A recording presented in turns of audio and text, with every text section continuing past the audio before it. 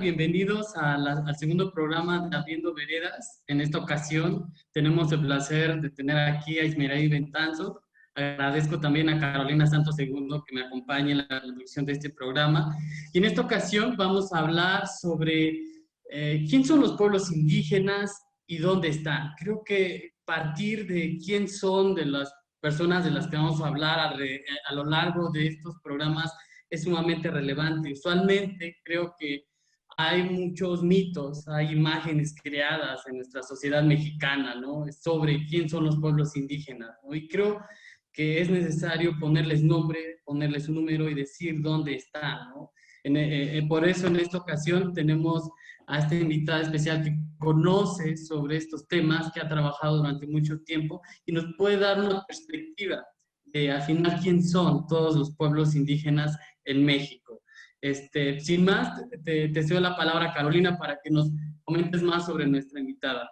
Kimiden hit hi di unu pohon ye pajak di sorahan kahik di soranyan kamek anandrame di tepe kashama nus I nyenden se ko imet I bubu hinajo ne patia nudia bubu yo etsopa. Hola a todas y a todos, muchas gracias por estarnos sintonizando. Estamos muy contentos y muy contentas de poder llegar a ustedes. Espero que sus seres queridos y ustedes mismos se encuentren muy bien en estos tiempos difíciles. Y estamos sí muy contentos de poder nuevamente llegar a ustedes en este segundo programa de Abriendo Veredas. Y tenemos a una excelente invitada, a una mujer extraordinaria que nos va a hablar de un tema maravilloso que es quiénes son los pueblos indígenas y dónde están. Les hablo de Ismeraí Betanzos Ordaz. Ella es una mujer indígena zapoteca del Istmo de Tehuantepec y le quiero ceder la palabra para que ella nos ilustre y que todos podamos aprender de este tema que todo el mundo tiene que conocer. Muchísimas gracias Ismeraí Betanzos por haber aceptado nuestra invitación y ahora la palabra es de usted. Muchas gracias.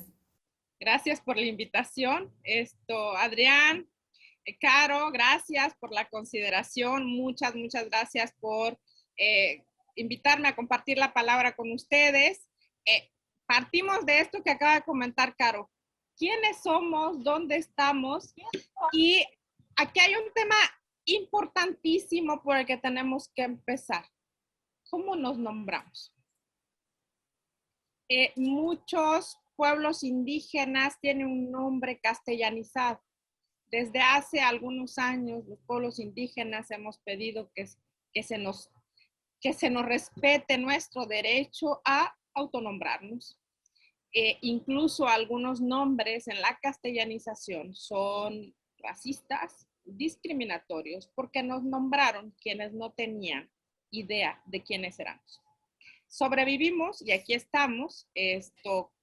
Somos base de este país y tenemos un aporte cultural, histórico que compartir con ustedes. Nuestros conocimientos tradicionales, las prácticas culturales, los conocimientos asociados a recursos genéticos, que son la base para muchos medicamentos, alimentos y técnicas de agricultura que todavía hoy son importantes para la seguridad alimentaria. El principal flagelo de los pueblos indígenas, de las personas que pertenecemos a un pueblo comunidad indígena, es el racismo y la discriminación. Este racismo y la discriminación ha permeado en las instituciones y desde 1948 en México las políticas públicas tenían una visión integracionista. En el mundo era exactamente lo mismo, ni siquiera tenía un consenso de cómo nombrarnos. Éramos agrupaciones hasta que el convenio 169 de la OIT de 1991, vigente a nivel mundial y particularmente en México, nos nombra como pueblos indígenas. ¿De dónde lo recoge nuestra Constitución? A partir de la reforma constitucional de 1992, en la que se reconoce por primera vez que somos una nación pluricultural. Aquí vivimos y estamos, convivimos, nos relacionamos. Yo diría, la cifra oficial son 68 pueblos indígenas.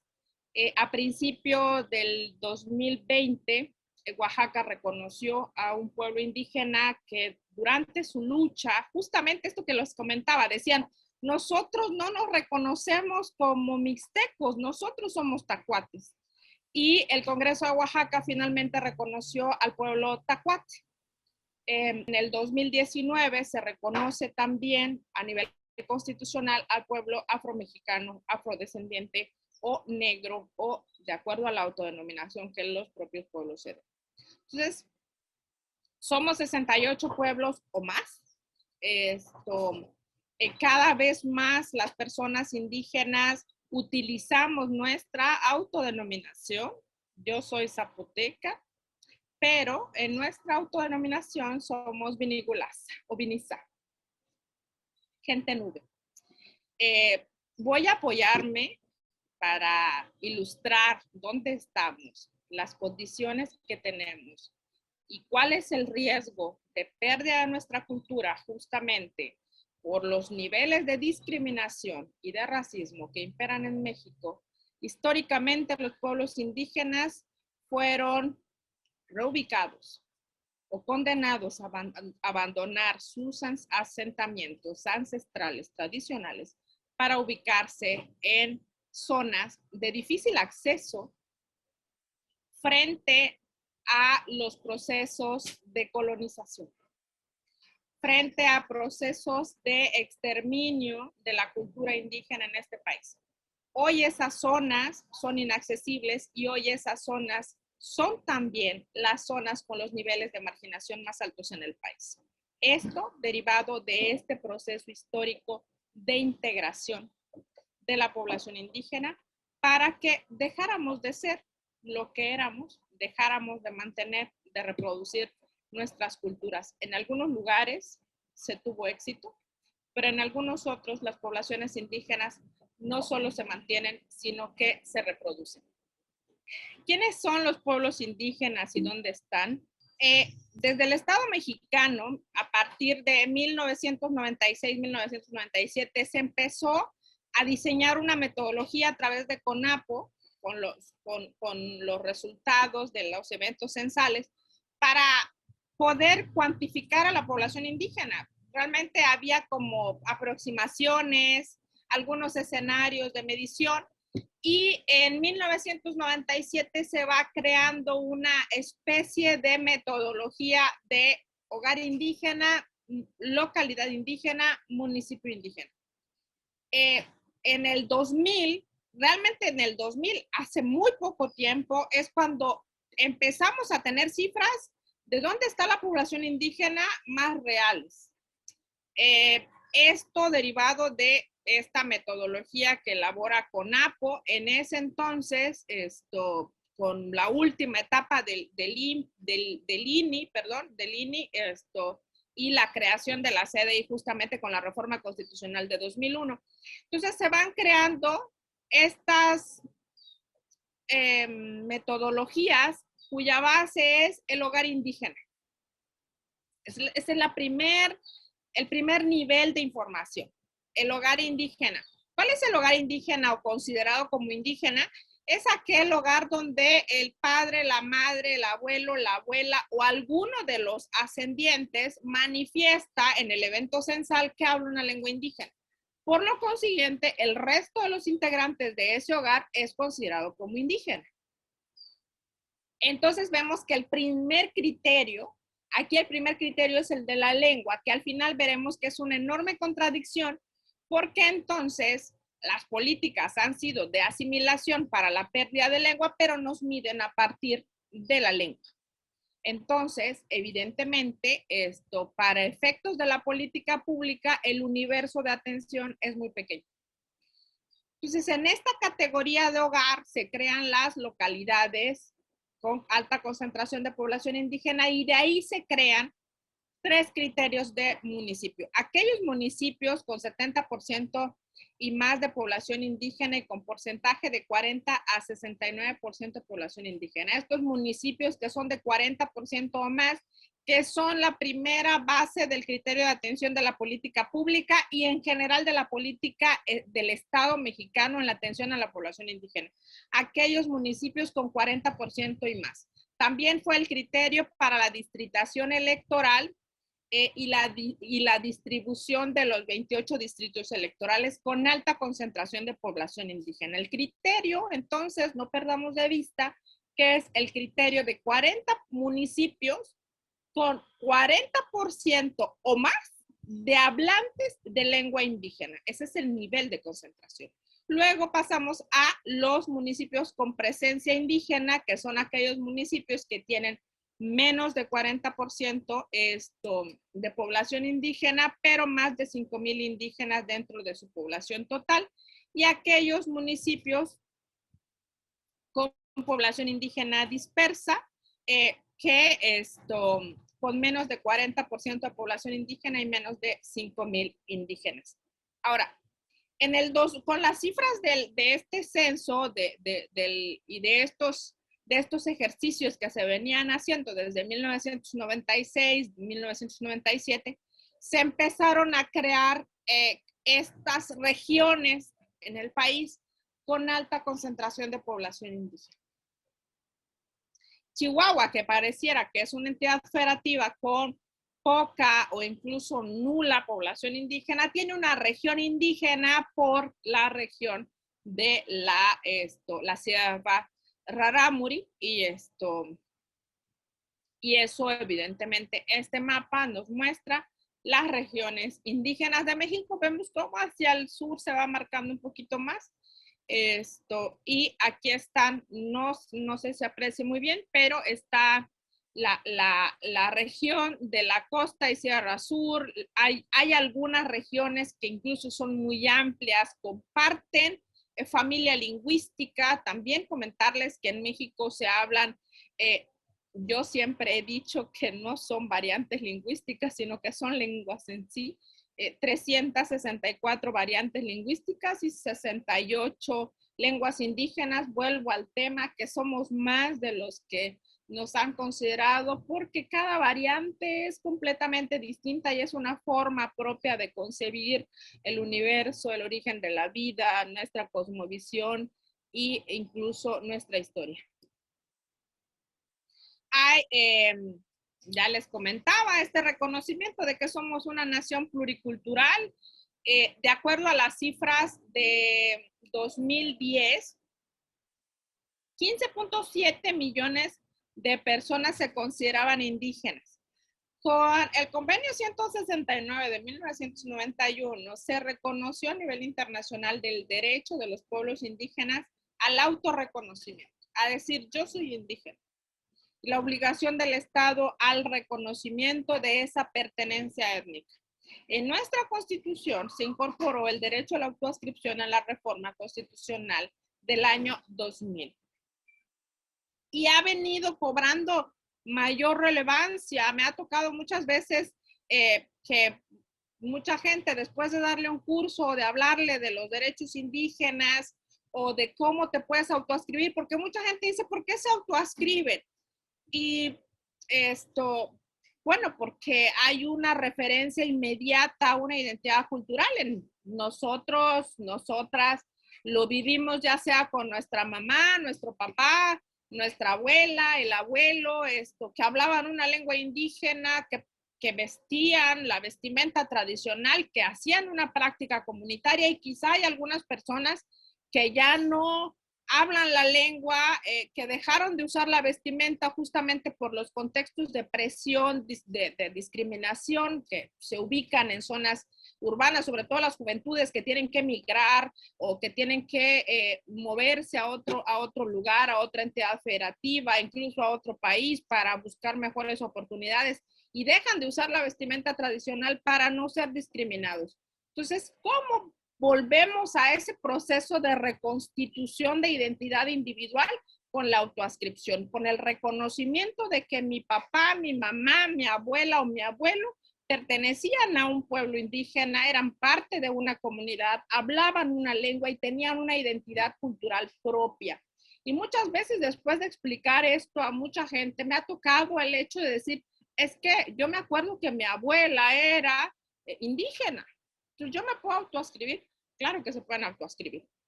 Y justamente ese autorreconocimiento ha permitido que que evento censal tras evento censal, por ejemplo,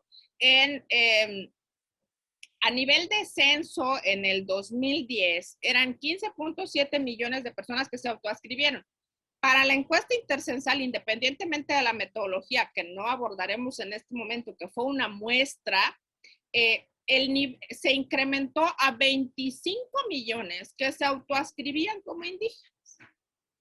Alguien decía que no daban las cifras de incluso aumentar la fecundidad en población indígena, pero no se trataba de que en tan poco tiempo muchas familias indígenas hubiesen duplicado, triplicado, cuantuplicado el número de hijos, sino justamente es este revalorar lo que somos y a dónde pertenecemos. Entonces, se han incrementado las cifras y acaban de salir las cifras del censo de 2020. Veremos cómo salimos en el tema de autoascripción. Yo espero que se haya mantenido un número importante, porque eso también genera una mayor visibilización del Estado, de las instituciones, hacia las condiciones en las que vive la población indígena, que ahora no únicamente nos encontramos en zonas rurales, sino también en zonas urbanas. Y en este concepto de hogar indígena había 11.1 millones de personas que habitaban un hogar indígena, y que es este universo, que por eso justamente es importante que en el censo de 2020 se haya modificado, porque la política pública hasta hoy está enfocada a 11.1 millones de personas que viven en un hogar indígena. Si vemos ya a nivel de concentración, Oaxaca, Chiapas, Puebla y Veracruz son las entidades federativas con mayor concentración de población indígena. Si ubicamos también por un momento la orografía de estos lugares, pues eso ha permitido también una mayor protección de la identidad cultural ante el acceso de conquistadores, colonizadores, el propio Estado, educación. Y diciendo esto van a decir, ¿cómo es posible que piense que el acceso a la educación, no? Pues claro, porque en algunos lugares, justamente, si vamos al proceso histórico de las políticas públicas en el país, el inicio de la asimilación de la población indígena fue a través de las instituciones educativas del Estado mexicano. Ahora bien, vemos este mapa de la concentración de población indígena y vemos este mapa de las regiones más pobres. Y entonces hay una coincidencia. Y justamente en América Latina y en los estudios que ha hecho el Programa de Naciones Unidas para el Desarrollo, el PNUD, comentaba con Caro y lo he comentado en los demás foros, que se asocia el ser indígena a la pobreza, y justamente por esto, porque donde se concentra la población es donde se concentra la pobreza. Entonces, se asocia que el concepto indígena es pobreza. Entonces, ¿cómo salimos de esto? Porque se ve únicamente al tema indígena como una cuestión de desarrollo. Entonces, invirtámosle en infraestructura básica, abatir los indicadores de Coneval, atender las observaciones internacionales en materia de desarrollo, de pobreza, de índice de desarrollo humano, que en el caso de México el índice de desarrollo humano se empezó a medir a partir de 2002 y se hace un ejercicio sobre población indígena, y evidentemente las cifras son terribles en muchas zonas. Incluso hubo indicadores de índice de desarrollo humano a nivel del África subsahariana, que son de las regiones más pobres del mundo, y justamente se da por esta situación de difícil acceso de los servicios, y sobre todo de esta visión del Estado mexicano de integrar a los indígenas al desarrollo sin preguntarle. Nuevamente el Estado viene como el ejecutor, el que sabe o el único que puede determinar cuáles son las mejores condiciones de vida para la población indígena, sin tomar opinión de la población indígena respecto a cuáles son las visiones de desarrollo. Y esto tiene otras implicaciones. Me regreso tantito, vemos población indígena por municipio, regresamos a la población indígena en situación de pobreza, y aquí cambia un poquito el panorama, porque es el índice de culturas en riesgo. Entonces, en este mapa, por ejemplo, aquí vemos la franja de Chiapas, Oaxaca, Puebla, Guerrero. Vemos esta partecita de abajo donde está más oscura. Y en esta otra lámina es un poco más verde. ¿Y qué pasa aquí? Por ejemplo, vemos hacia la península de Yucatán. Y en esta lámina, la península de Yucatán pues está en niveles de pobreza, pero aquí tenemos otras partes no tan marcadas, pero está en un riesgo alto de pérdida de lengua y de cultura. En cambio, vemos aquí la parte de Chiapas, algunas zonas de Oaxaca, algunas zonas de Guerrero, donde la lengua no nada más se conserva, sino que hay pueblos indígenas en los que se está reproduciendo. Y entonces volvemos a otra condición que se añade al hecho de que son municipios pobres, son municipios con alta concentración de población indígena y son municipios en donde la lengua se está reproduciendo.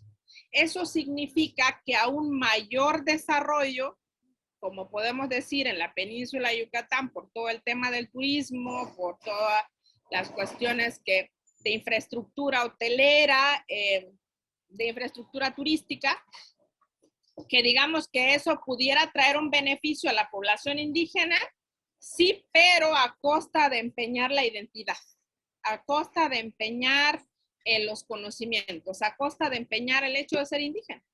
Entonces, justamente es lo que tenemos que cambiar en este país, la visión de que para que la población indígena acceda al desarrollo no tiene que empeñar el ser indígena. No se tiene que dejar en el camino la lengua, la vestimenta, la identidad indígena a cambio del desarrollo. Y esto solo se puede hacer cuando el Estado mexicano permita o garantice, porque realmente es su obligación, garantice el acceso a todos los derechos para toda la población indígena, empezando por uno fundamental que es el derecho de participación de la población indígena en la toma de decisiones y específicamente el derecho a la consulta. Era lo que les comentaba hace un momento, ¿no?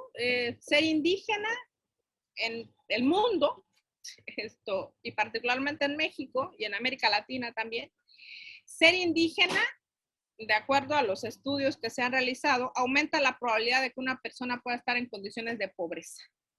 Era lo que les comento, ¿no? De tener menor nivel educativo.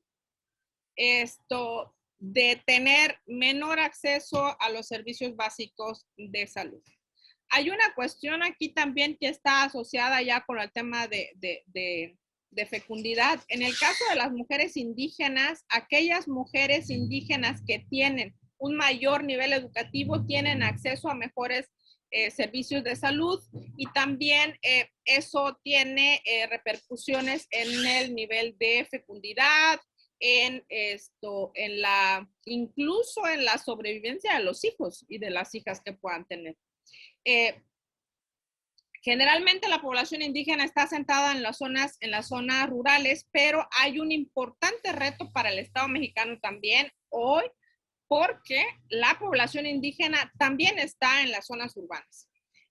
Justamente también esta cuestión de considerarnos migrantes en nuestros propios países, muchos muchos hermanos, hermanas del sur que migran hacia el norte, hacia el centro del país, se consideran migrantes en su propio territorio y justamente también las instituciones tienen un buen pretexto para decir que no son originarios y o que en su entidad federativa no hay población indígena originaria y eso tiene repercusiones en la atención de la población indígena. ¿Dónde está la población indígena? De acuerdo a las cifras, estas son cifras de 2010, así está la población indígena, la mayor concentración está en Oaxaca, Chiapas, Veracruz, pero también aquí hay un tema importante porque ya si vamos viendo datos y cifras, vemos estos estados donde hay una importante población indígena, superan el 1,000,000 de habitantes pertenecientes a un pueblo o comunidad indígena, pero por ejemplo, en la ENADIS de 2017, Puebla sale como un estado con alto nivel de discriminación. Oaxaca es un lugar con niveles altos de discriminación, entonces hay aquí una situación que pone en desventaja a la población indígena y si hacemos la interseccionalidad, evidentemente hay una mayor discriminación hacia mujeres indígenas, hacia jóvenes indígenas, hacia mujeres jóvenes indígenas, y las intersecciones que vayamos considerando. En cuanto a educación, ya les comentaba hace un momento, en nivel preescolar no hay diferencias, eso, ahí hubo un avance en cuanto a la permanencia escolar, a través de casas, albergues escolares indígenas, muchas personas pertenecientes a pueblos y comunidades indígenas tuvieron acceso a la educación, sin embargo, hay un mayor reto del Estado mexicano en cuanto a la educación media superior para la población indígena. Entonces, la brecha de acceso a la educación está en las juventudes indígenas en este país. Este es un comparativo nada más de América Latina, para que vean, generalmente, también aquí comentarlo, en México ha habido avances importantes, sin embargo, pues todavía no podemos echar campanas al aire porque mientras haya jóvenes que no tengan acceso a la educación en comunidades indígenas, seguirá habiendo estos retos. Y pues eso es. Gracias a usted por esta explicación amplia y detallada. Y sí, definitivamente tenemos muchos comentarios, muchas preguntas y creo que no podemos quedarnos con ellas porque creemos muy necesario que también la gente que nos está viendo pueda conocer un poquito más a detalle. Y quiero aprovechar aquí para hacer un paréntesis antes de continuar para invitarles a que nos manden sus comentarios, que nos manden sus preguntas. No los vamos a poder responder aquí en este programa, sin embargo, de manera puntual en cada uno de estos comentarios se les irá respondiendo. Mi primera pregunta es, esto de la autodeterminación de pronto es muy abierto y no tiene límites. Y entonces como que abre la oportunidad a que todo el mundo se autodescriba como indígena y que quienes no lo eran ahora ya lo son y que quienes lo somos ahora decimos que no somos. Entonces es un tema muy complejo porque he visto casos en las comunidades donde gente de no indígena llega a las zonas indígenas y porque su hija o su hijo nació en este territorio, entonces se declara ya al hijo como indígena. U otros comentarios en redes sociales que he visto y que dicen, ¿y yo cómo me hago indígena? Y otro caso que me tocó ver recientemente es que me preguntan sobre cómo se hace un proceso de acreditación como persona indígena. O sea, un chico quiere hacerle un proceso de acreditación a su abuelita porque ella era de un pueblo indígena de Michoacán y así, ¿no? Entonces yo dije, ¿cómo? No existe una forma de ir, no es como tu acta o tu INE que vas y lo tramitas para poder autentificar una identidad. O sea, no funciona así.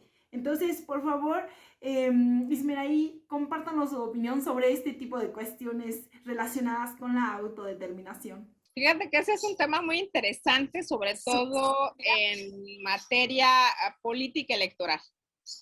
nos ha tocado esto durante muchísimos años pelear, señalar que en su momento el IFE, porque la primera distritación electoral federal fue la de 2005, 2004-2005, que sirvió para el proceso electoral de 2006.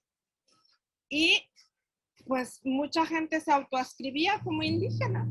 Y lo vemos nuevamente de mucha gente que dice, pues me pongo un huipil o me cuelgo un morral y entonces pues yo digo que soy indígena. Hace muchos años, cuando se creó el programa de Procuración de Justicia en el entonces INI, luego en la CDI, hubo un caso de una persona que estuvo en una comunidad, aprendió a hablar la lengua, se vestía como la comunidad y se autoascribía como indígena. Sin embargo, hay otra herramienta, ¿no? Lo contrario, o el espejo, más bien no lo contrario, el espejo de la autoascripción es la heteroascripción. La heteroascripción es el reconocimiento de la comunidad como que tú eres parte de la colectividad, ¿no? Entonces yo puedo decir, pues yo soy chinanteca, ¿no? O yo soy Tenec, ¿no? Y van a decir, oigan, Ismeray es Tenec, y pues no, aquí nadie la conoce, ¿no? O hay algunas comunidades que tienen muy arraigado el sistema normativo y para que tú pertenezcas a esa comunidad tienes que dar tequio, faena.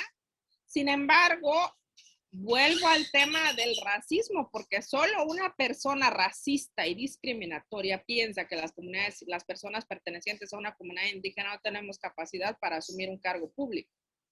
Y lo que hacen es asumirse como indígenas y hay una falta de capacidades en las instituciones para tener herramientas de cómo verificar esa autoascripción.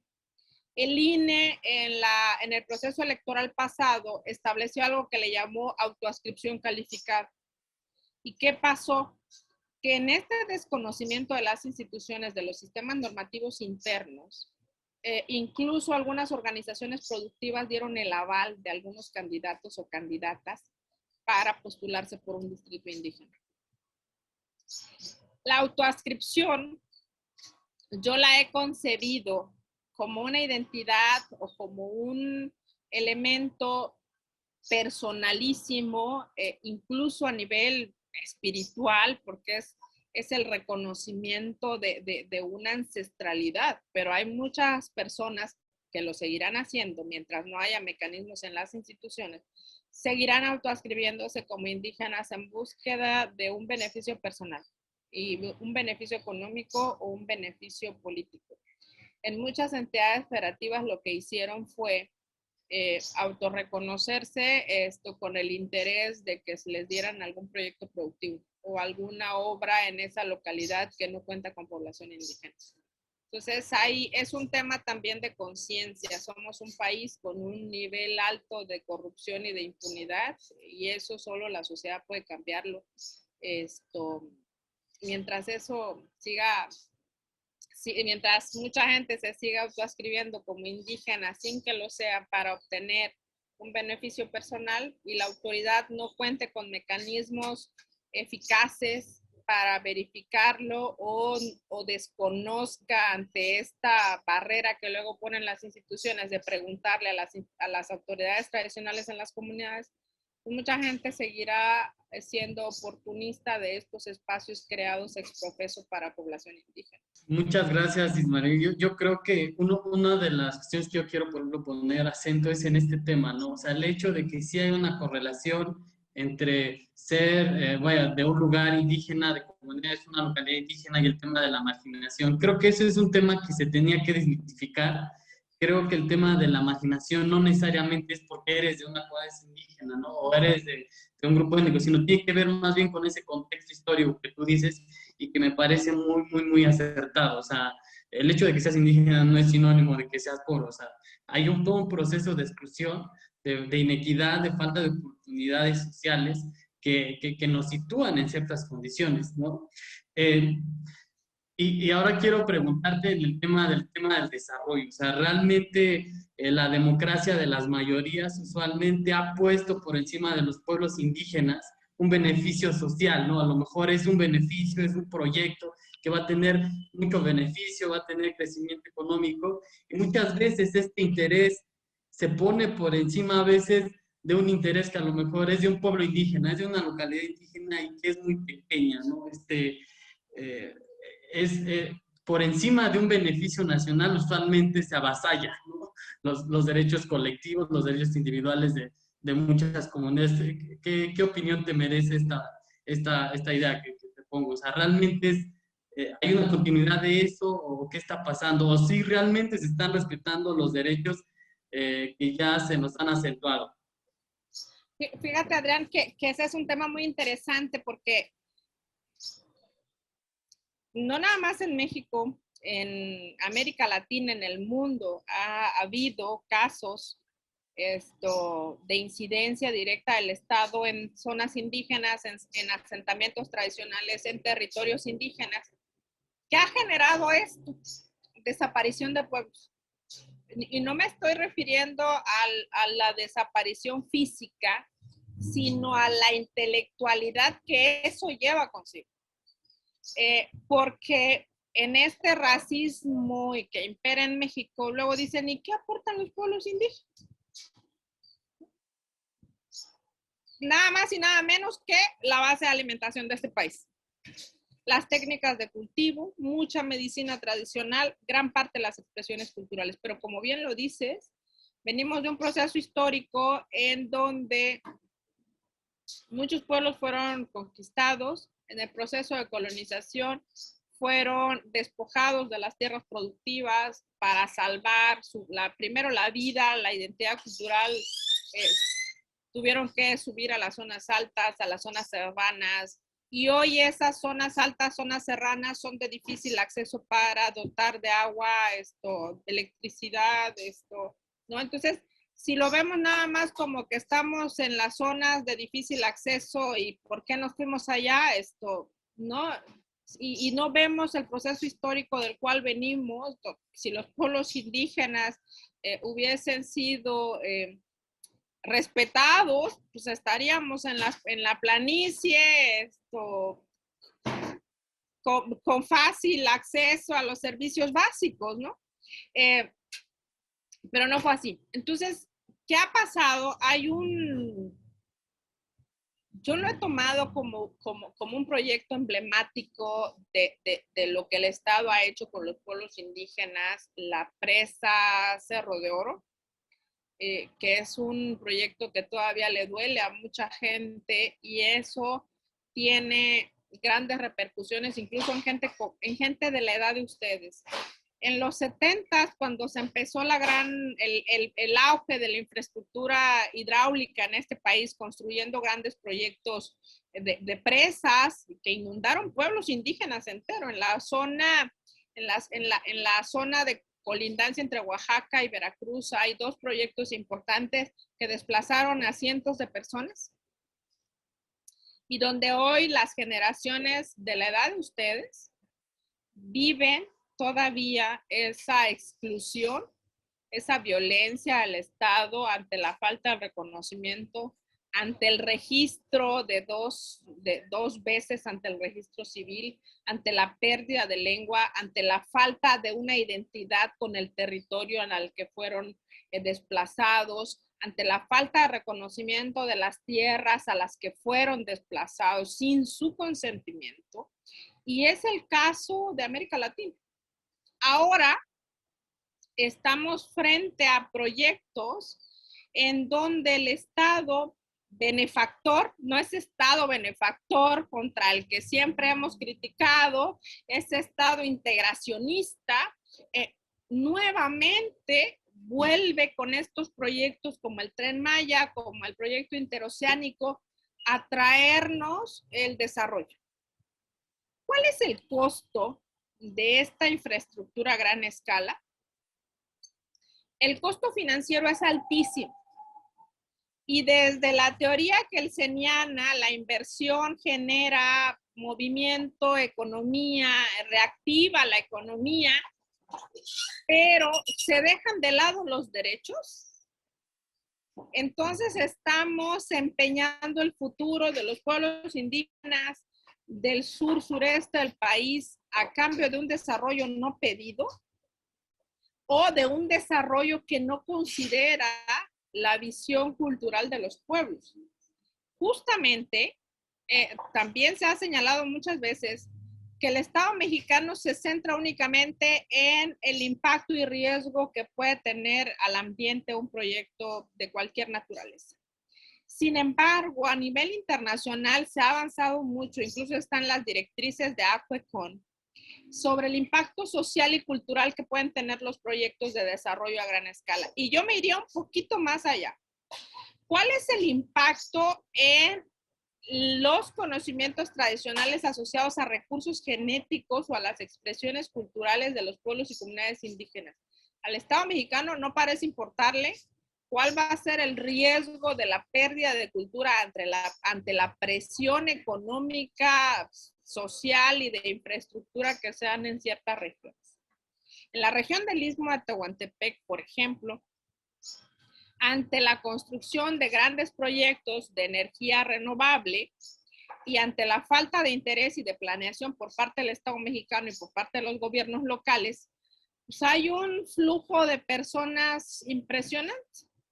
La gente deja de tener incentivos para cultivar los granos, el maíz, que es maíz endémico, los productos endémicos de la zona, y entonces estamos teniendo una pérdida de biodiversidad. Se incrementan los niveles de violencia, de inseguridad, y tiene un efecto como de dominó. La región del Istmo se ha convertido hoy día, lamentablemente, en uno de los lugares con los niveles de feminicidio más altos. Y eso justamente es por la falta de planeación de las políticas de infraestructura, por la falta de políticas de desarrollo incluyentes, inclusivas, interseccionales y sobre todo aquellas que dejan de ver que somos un país, como ya lo dije al inicio, somos un país multicultural con distintas visiones y no se necesita un plan nacional de desarrollo, se necesitan muchos planes de acuerdo a las visiones de desarrollo de cada uno de los pueblos indígenas en la región. ¿Esto parece imposible? No lo es, no lo es. Se ha hecho en algunos otros países, hay ejercicios en otros países, pero México no necesita un tren Maya ni un tren interoceánico que empeñe el futuro cultural, multicultural, multidiverso, multilingüístico de este país. Muchas gracias, Ismeraí. De verdad, todo lo que nos comparte nos llega mucho y lo sentimos muy profundo porque quienes vivimos en las comunidades indígenas, quienes amamos nuestra tierra, quienes también aspiramos a poder seguir conservando cada una de estas comunidades culturales con todo y esa riqueza maravillosa de la cual tú nos has hablado, nos preocupa y nos preocupa mucho. Y por eso queremos involucrarnos las nuevas generaciones y queremos seguir motivando a las nuevas generaciones, a la nueva niñez a que conozca de estos temas. Y porque creo que algo que también los pueblos indígenas hemos dado a la humanidad es esta transmisión de los saberes y de los conocimientos de manera ancestral e intergeneracional, ¿no? Y creo que parte de lo que todavía se mantiene vivo en nuestro México es justamente por muchos esfuerzos de resistencia que los pueblos indígenas hemos puesto de manera firme.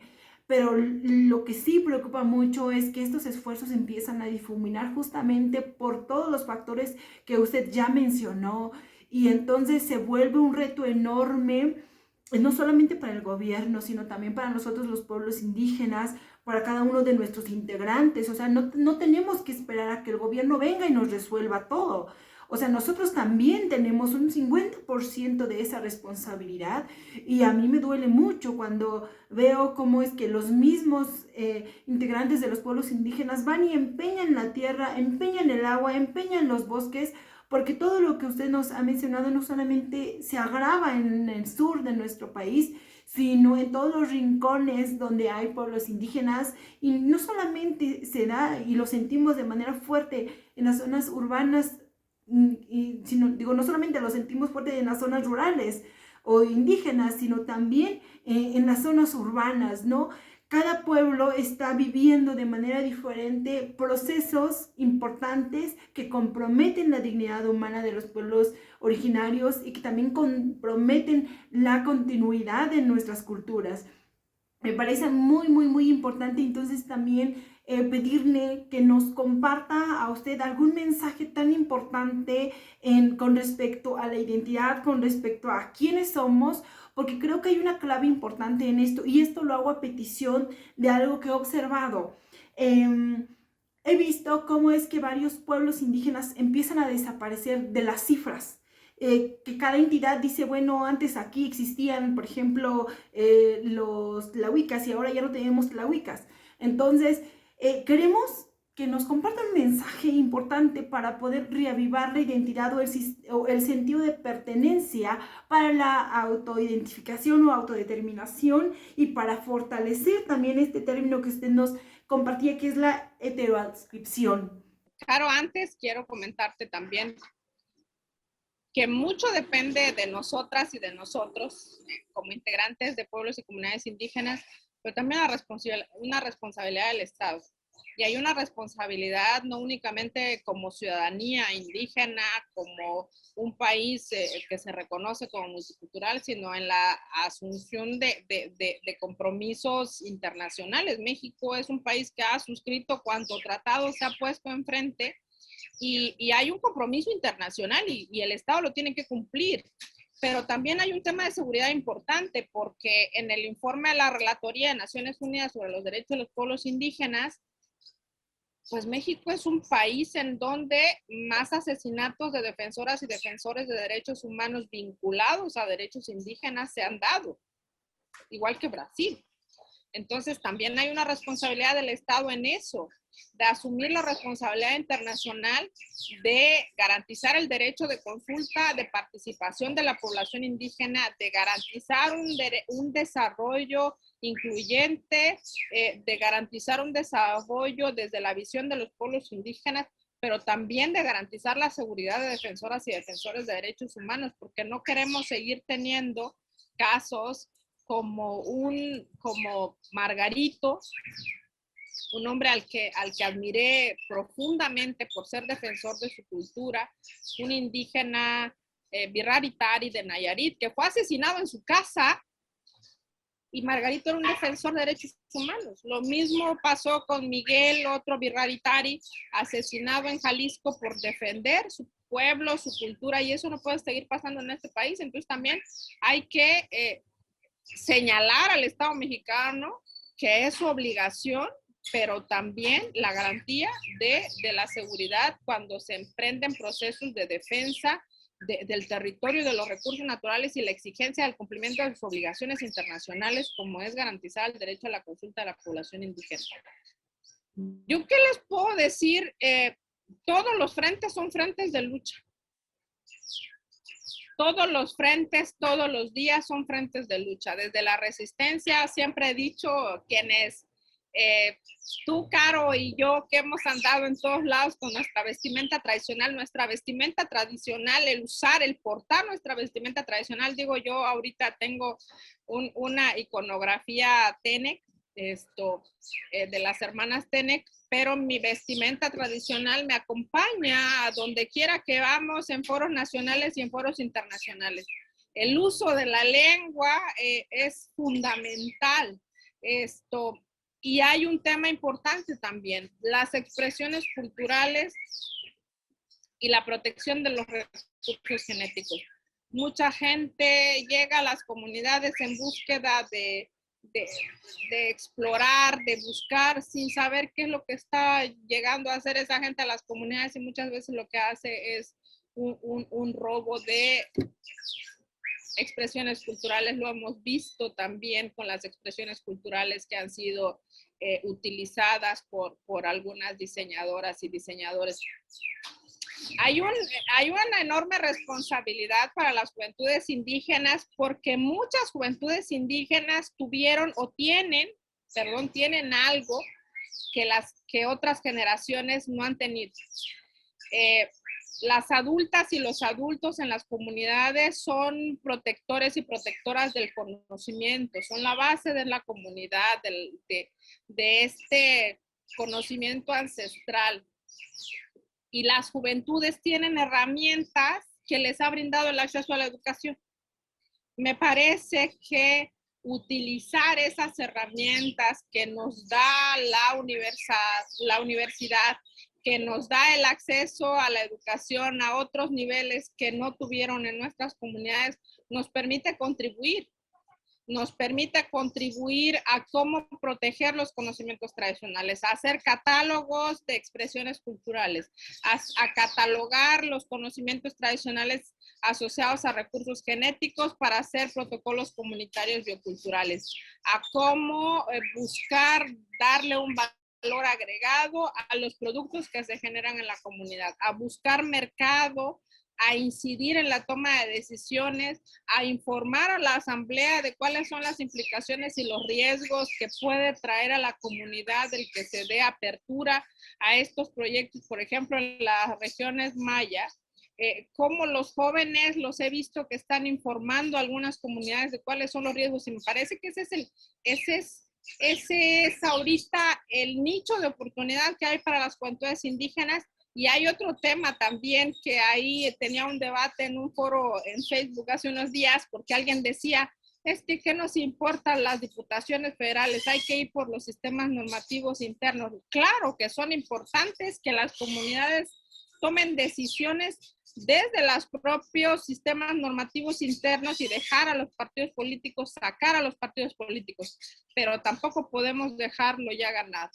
No podemos empeñar lo que hemos ganado y los espacios que hemos ganado. Y ahí también hay una enorme responsabilidad para las juventudes, de cómo se involucran en estos asuntos políticos electorales, porque donde se establece el recurso para la atención de los problemas sociales es en el Congreso. Y mientras ahí sigan llegando personas que se autoescriban como indígenas para un interés personal, no podremos avanzar en que se establezca un mayor presupuesto y que haya una defensa férrea del presupuesto para las políticas públicas, porque también lo he señalado muchas veces, una cosa es ganar el derecho, que nos reconozcan el derecho, y si no hay una política pública para eso, seguimos presumiendo el derecho, pero no tenemos el derecho palpable. Entonces, se necesitan políticas públicas, y para la construcción e implementación de políticas públicas se necesita recurso público. Y eso en esta administración particularmente y desde el 2018 ha tenido una importante reducción, pero históricamente en este año nunca habíamos tenido menor presupuesto para la atención de los problemas sociales de los pueblos indígenas, y entonces seguimos hablando de esta pobreza que incluso es fomentada desde el propio Estado. Pues bueno, como ven, y bueno, agradecer a la audiencia que nos está acompañando, y como ven, yo creo que nos podríamos pasar la tarde contigo platicando, Ismeraí. Creo que son temas muy importantes, como lo dice Caro.